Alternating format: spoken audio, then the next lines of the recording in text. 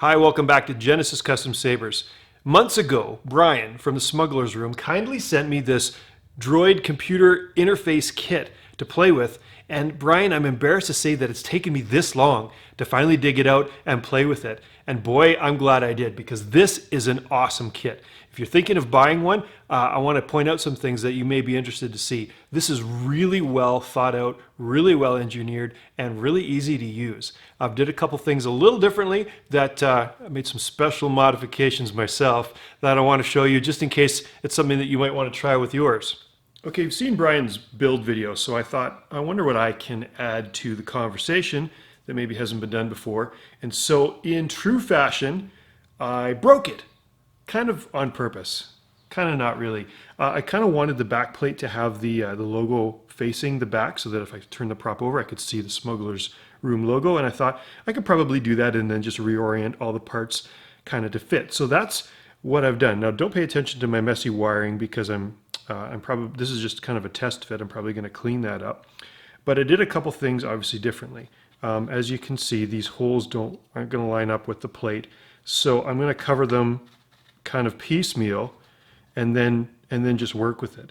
I don't know what to call this, the plate for the spinning computer discs, interface discs, I had to kind of line that up with it assembled, take the top off, pencil it, and it's glued in place, but I kind of wanted my Droid socket to actually go deeper into it. So I didn't build it out, so the trim here doesn't match up with the faceplate. There's a gap there. So I'm using this snow mat that I've cut into shape, and I've just started gluing it. I'll glue the other end down, and that's going to kind of be just a little, almost like weather stripping around there with a really cool texture that's going to block the light out, and it's going to kind of complete, erase that gap.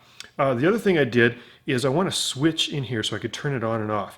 Now I've temporarily connected it to my battery. I'm going to show you how I'm going to do that differently later, but I put a little slide switch in the back, and the wires kind of run out the back here, and so that when the bottom disc is rotated, and if you can see the lights kind of turned on there, I'll show you that in the end, but basically I'm going to reach into the device, rotate the discs, and that's going to activate it or deactivate it.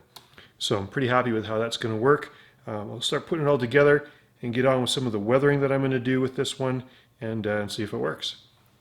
Okay, so I've got my computer slicing tool here right in the bolt in the center, and I can use that to turn on and off the switch that I put in there. I did that by making the bolt adhere to the last disc that's in there. That's the one that activates the switch. The rest of them will go independently, but you can also still turn it on and off manually like that.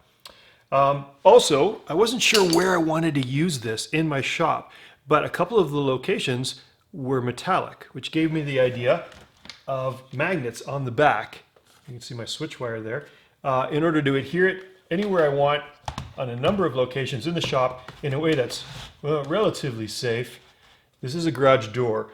If I was to bang on it, it might fall off. So this is probably not going to be its permanent location, but there's a couple other places that I'm going to conceivably put this.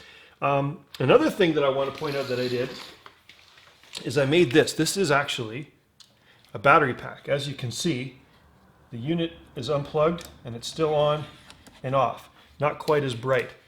Inside here, I kind of used some extra lightsaber parts, and I've got an 18650 battery, which I can pull out and recharge. I've got a number of those in the shop. I can secure it in there. Also a 2.1 millimeter recharge port so that I can plug it into a 5-volt power supply, which I use for a lot of my prop electronics in the shop here.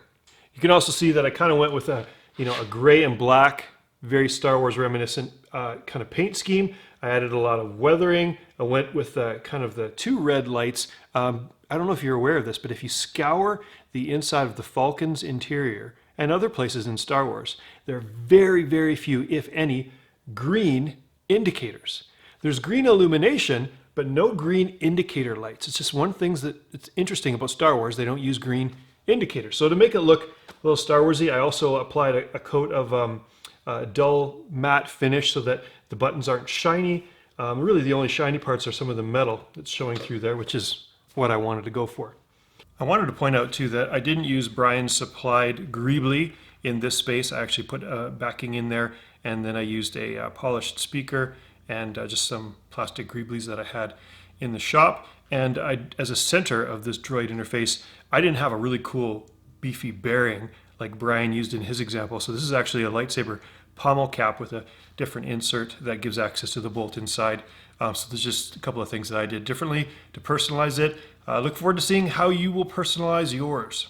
So if you're thinking of picking up this kit, I highly recommend it. It's versatile. There's a lot of different things you can do with it. But ultimately, anybody that knows Star Wars is going to recognize this in your space as a Star Wars droid socket. You walk into the room and the droid in you just wants to walk over and plug in and start activating things. So thanks again, Brian. It's an amazing kit. Highly recommended. Thanks for watching. If you like this video, please subscribe to my channel and click the little icon so that you get notified whenever I build more stuff. Until next time.